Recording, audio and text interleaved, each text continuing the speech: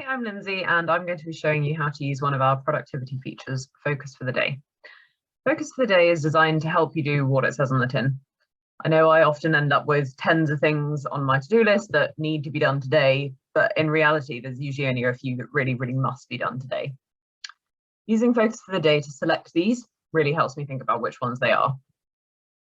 If you go to your homepage, you'll see a tile that looks like this. Note that this won't show up if you're organized enough to not have more than 6 due or overdue items in your Kanban. When you click on it, apart from picking an item to work on, you have a few other options as to how you deal with them. You can mark an item as complete if it's something you've already done, and you can mark it as blocked if it's something you're not able to progress right now. And you can postpone. This changes the due date to 3 days from today. And actually, if you have a lot of overdue stuff in your Kanban, it's a really useful way to reset all the dates. Once you've picked the 3 or fewer things that you're going to work on today,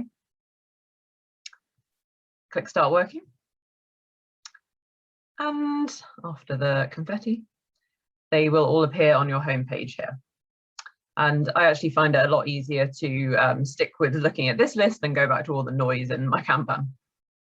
If you need more help at any point, you can always access our knowledge base or contact us by clicking on the question mark in the top right. Thank you for watching.